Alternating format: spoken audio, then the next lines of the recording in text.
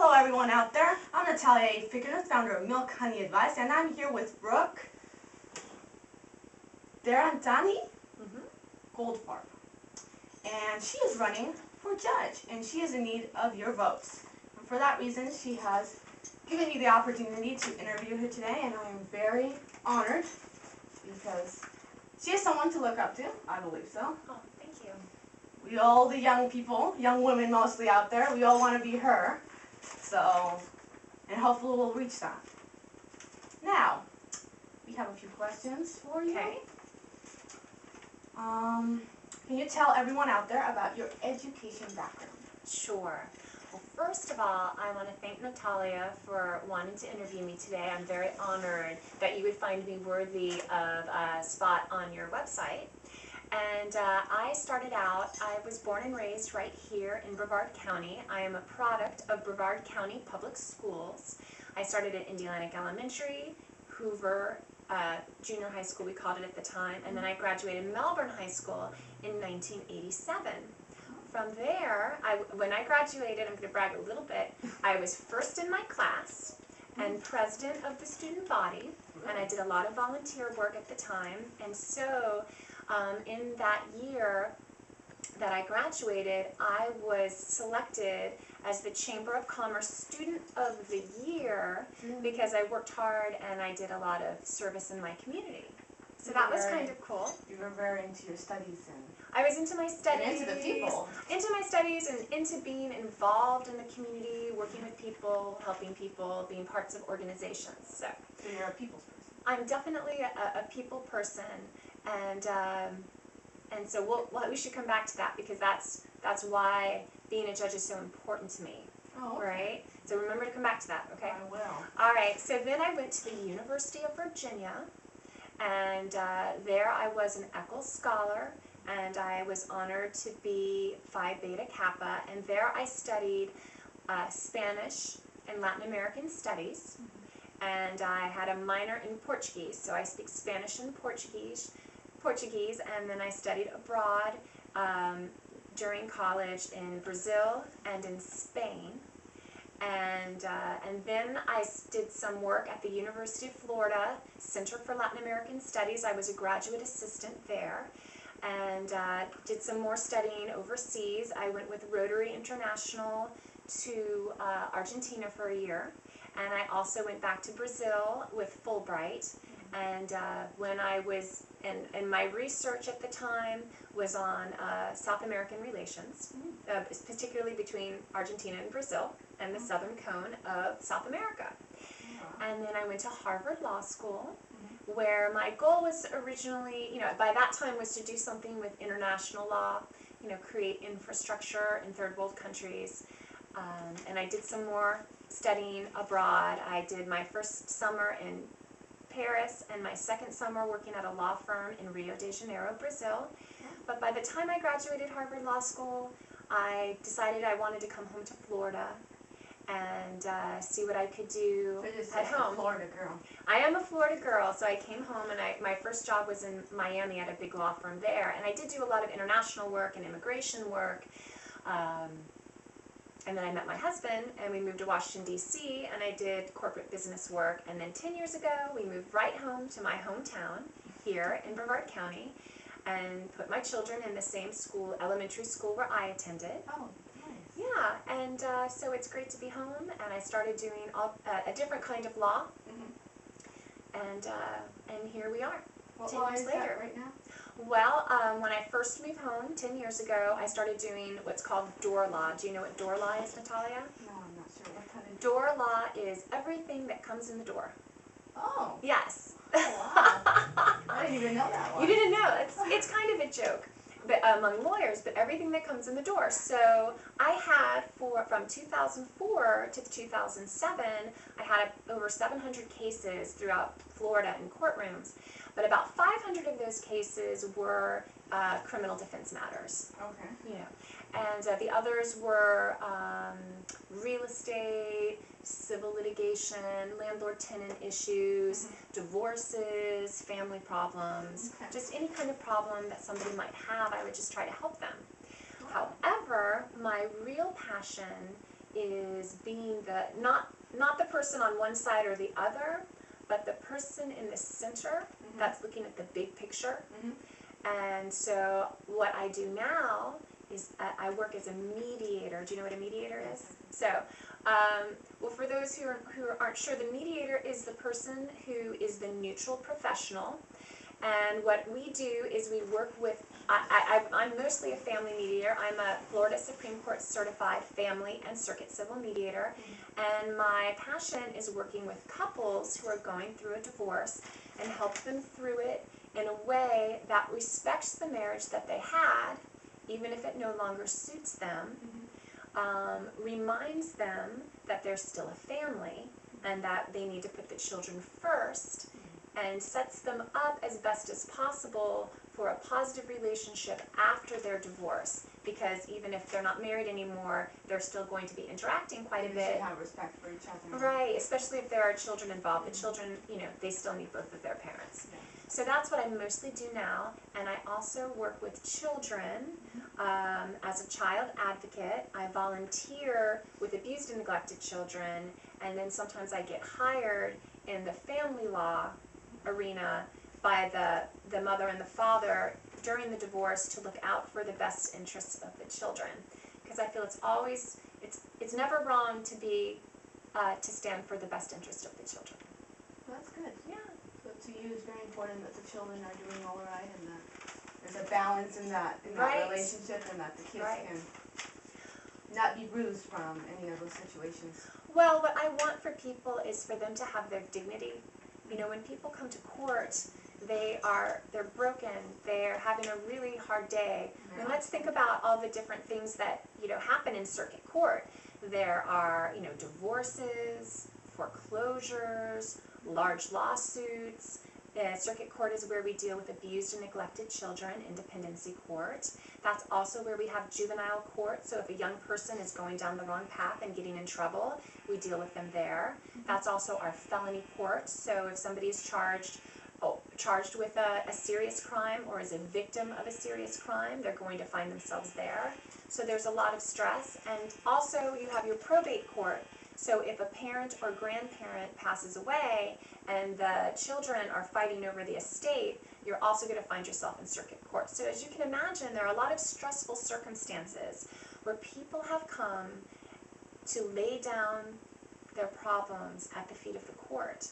And what the court has to do is create a safe environment so that the people who come can feel respected and heard and know that their problem is going to be sorted out professionally and courteously, so that win, lose, or draw, they have an answer at the end, so then they can pick up the pieces of their life and move on.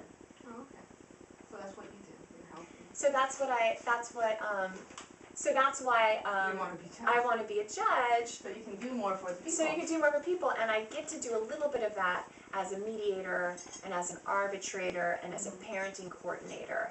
And so being a judge takes that just to the next level, because the judge gets to make the decision, oversees that everybody's being professional and courteous, and reminding everybody that the people in the courtroom are human beings who have come with their problems, and We're there to help them. And we're there to help them, make sure they get justice, and that even if the ruling doesn't go their way, they'll still leave with their dignity. Oh, That's very important to me. That's beautiful, actually. Thank you. That really shows that you have a big heart and that you want the best for everyone else. And that is what we need in a judge. We need a person who does that. Thank you. Or wants to achieve that. It's all about serving the public, right? Yes. All right. Well, I think we covered why you want to be a judge. Yeah. That was a two-fer, two for one. The people thing. What was it exactly that, beyond that, what has attracted you to people so much? What is it that it's just you're right there. You want to be there. Why? Well, when I was a tiny little girl in the first grade, I have a cousin who is my same age. She's maybe 3 days older than I am. And I came from a very happy home, and her home was a little more difficult. And she was tiny and afraid and got picked on a lot in school. And she grew up to, you know, overcome and to be a beautiful person and be a professional. And so we are both going to be 45 this year. And at her birthday last year, she sent me a message on Facebook and said, "I bet you don't remember that you always were the one that stood up to the bullies for me." And I said, "Well, of course I remember. Why do you think I became a lawyer?" Right? So it's that not wanting to see people suffer, not wanting to see people get bullied and picked on, wanting to make sure that they're treated appropriately. As you want to be treated. As I would want to be treated, to stand in the darkness with people during their difficult time and seeing them into the light, into the future, because everything does pass and they can get through it, whatever the result is. And so it's, to me, it's an honor. I get to do this as a mediator, and I hope to do this as a judge. Be there with the people, with their problems, make sure that they're handled appropriately so that they can have an answer and get on with life. I think it alleviates human suffering, and that's what a court should do. Oh, okay. Well, that's good. And that's good. That's the reason that's kind of inspired you to be a lawyer, was that you wanted to be the one who said stop it. I wanted to be there. And the courtroom can be a very tumultuous place. You know, when people come to court, they're very nervous, they're scared, they don't know what happens, or they're worried about their future. So, where they're heading. It's all right. in the hands And understandably so. A lot hangs in the balance. Yes. So, but we can make sure that we can make it as comfortable as possible while they're there. Okay. My question now is, 10 years from now, where do you see yourself 10 years from now? Well, that's very interesting. You know, judges are elected for a 6-year term. And it's hard to see 10 years into the future. I'm hoping that in 10 years I will still be a judge. And I'm hoping that as a judge I will be able to work with other judges to oversee a court system that is more efficient and more positive and more humane for the people that have to go there. Because, you know, when people go to court, sometimes they give up their whole day. You know, for people who have to serve on a jury, which is very important to serve on a jury, I know it feels like a burden, but it's what makes America great. It really, really does. So, you know, for the jurors, for the witnesses, you know, are we properly handling certain cases? There's a lot in court administration.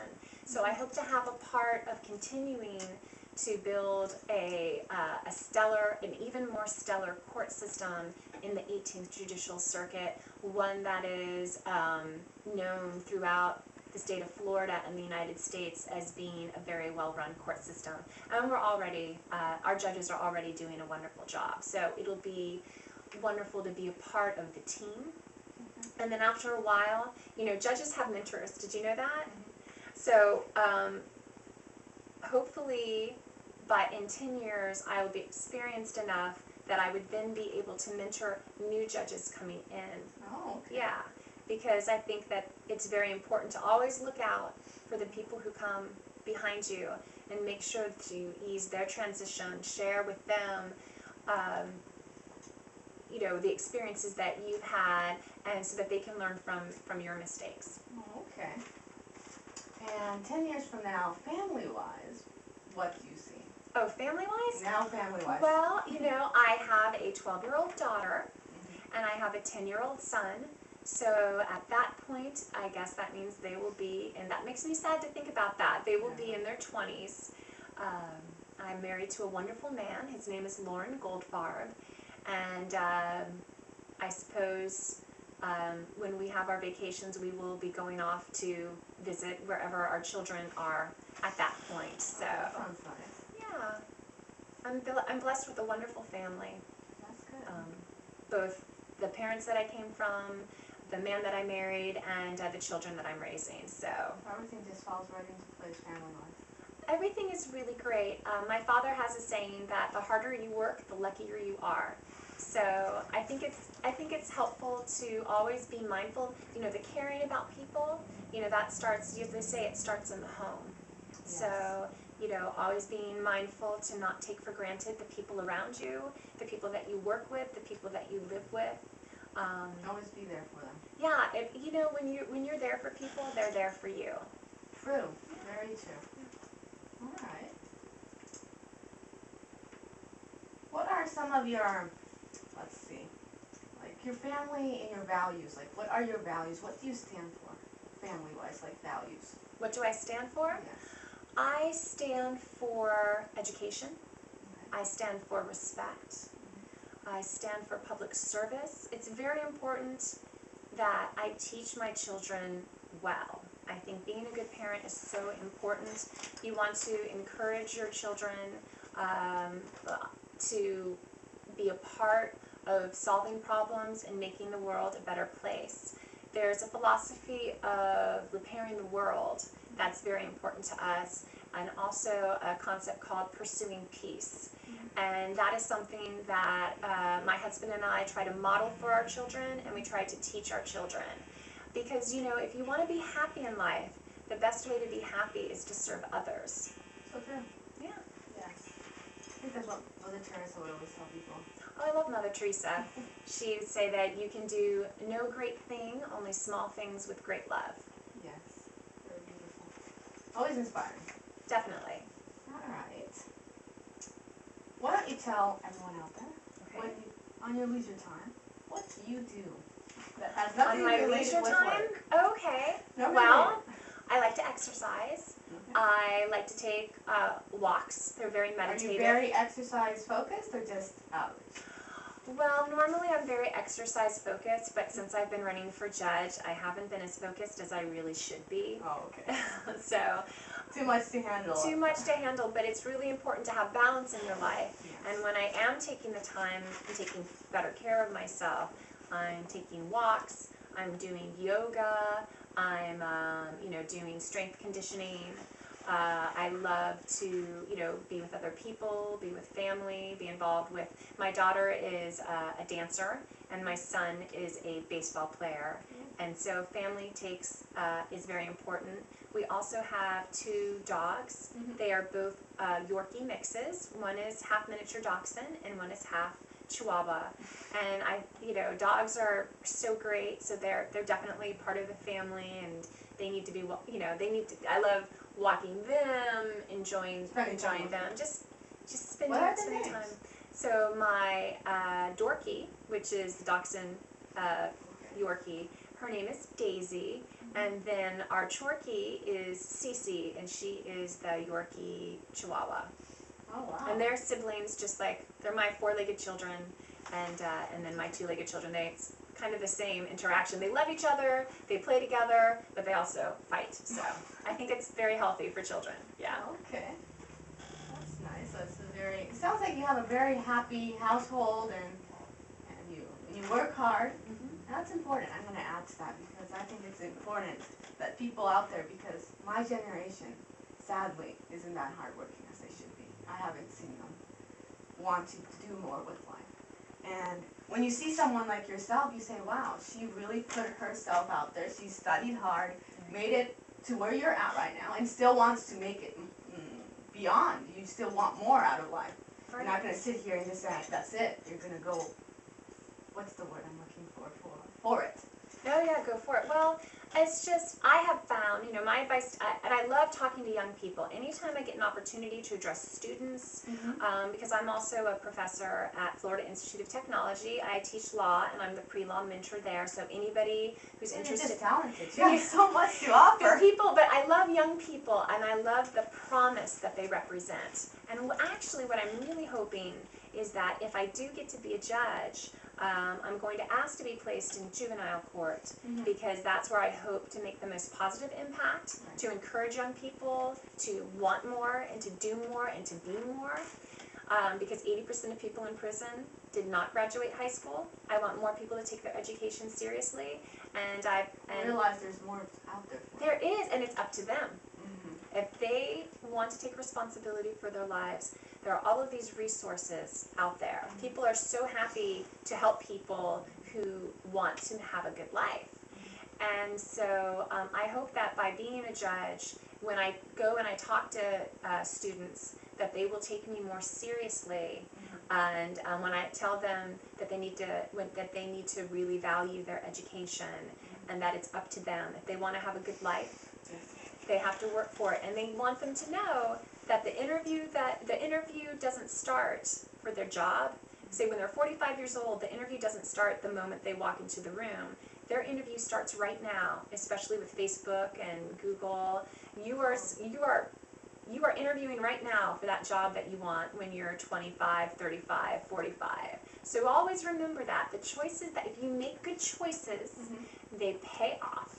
They do. And I want more young people to know that, because I think we do have a lot of great young people out there. They just need they need a push and encouragement, and know that it's cool to be smart, and it's cool to work hard, and it definitely pays off. I always tell people, I'm only 22, and I started a business, and I finished my education. Why can't you? And I like to add that I've interviewed about 4 people who have made it big in life. Yeah. And you're my 5th, and you're the first woman to interview. Oh, very honored there. It's inspiring to hear you. It really is. And I want people out there to hear me out. It's inspiring to see someone so accomplished. Thank you. Because you want to say, like 10 years from now, I want my business to be a big business. Right now it's a small one. But I see you and I'm like, well, 10 years from now it's not going to be a big business. It's going to be a huge business. Or it could be a different business. Yes. It could become something else. And so From what it came from. Right. Yes. But It's always good to have a plan and then be prepared if it deviates. Unexpected. But that's okay. Have a plan and be flexible. I think it's great that you have a business and that you're ambitious.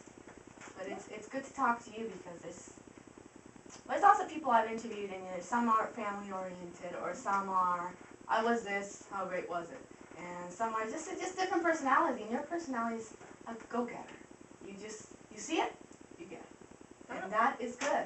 And I want people out there to see you have worked hard to where you're at right now. Thank you, Natalia. It means a lot to have you say that. And it's important people see that. She has worked hard to where she's at right now, and she needs you to just help her out with votes. And oh yeah, I could really use people to vote for me.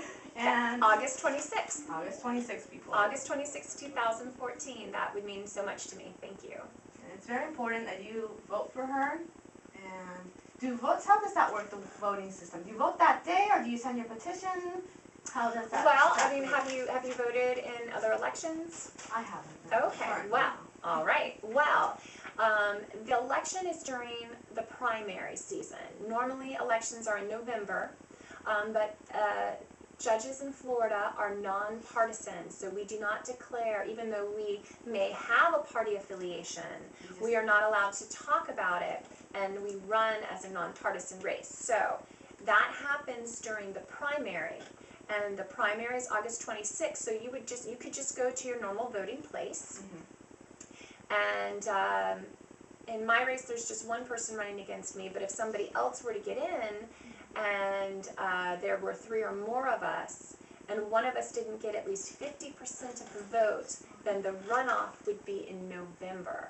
So people can vote in person at their polling place on August 26th, or they can do early voting, which is a week, up to at least a week, if not 2, prior to the actual election, or they can request an absentee ballot from the Brevard County Supervisor of Elections or the Seminole County Supervisor of Elections.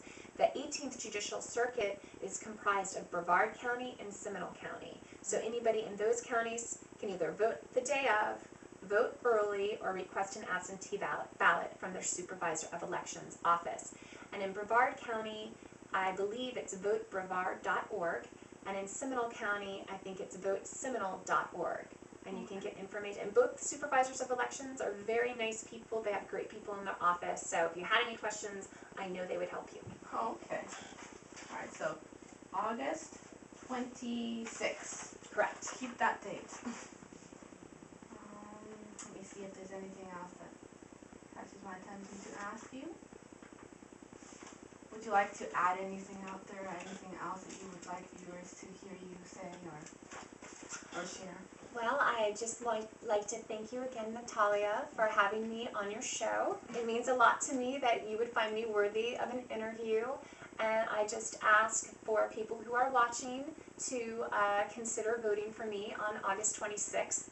I promise to work hard, to serve the people, and to always treat people fairly and with respect, and to make sure that their case is handled professionally, courteously, and responsibly and efficiently, so that win, lose, or draw, they can have an answer and get on with their life.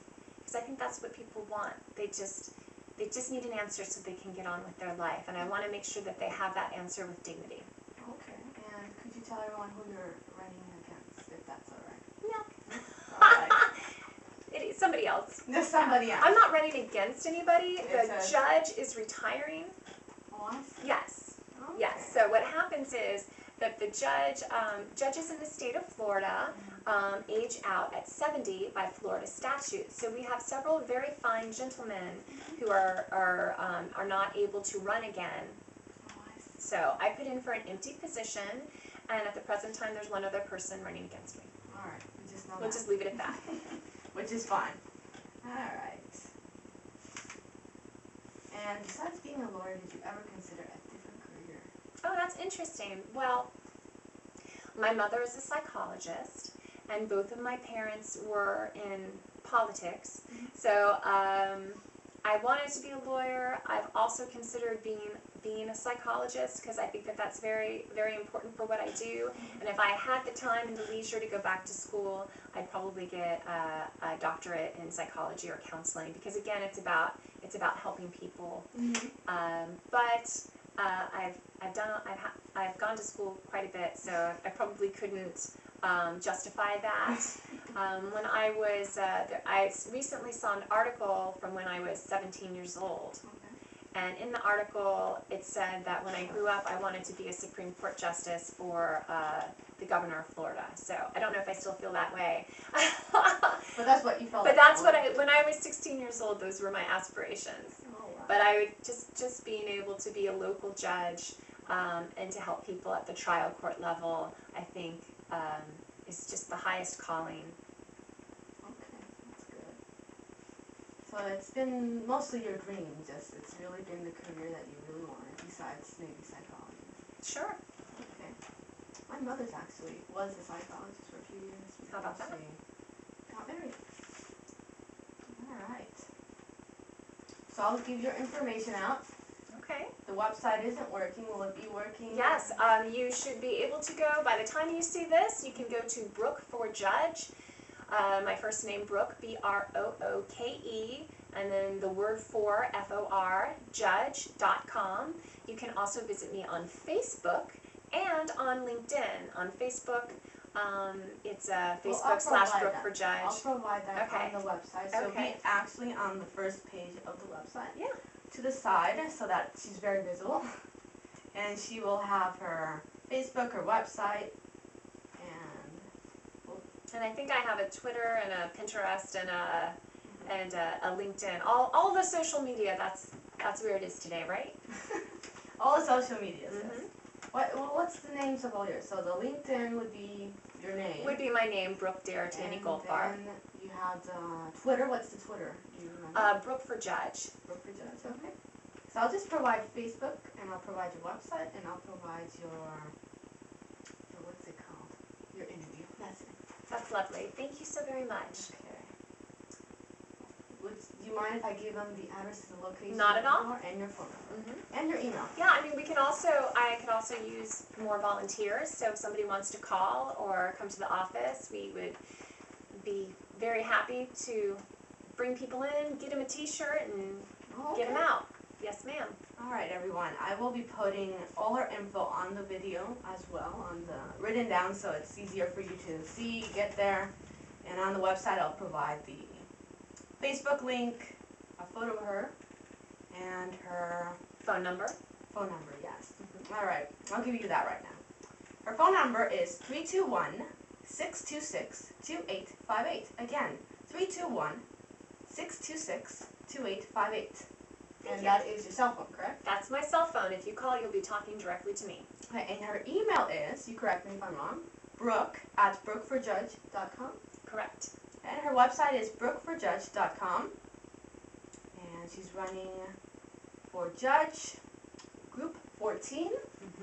And that's in the 18th Judicial Circuit, Okay. group 14.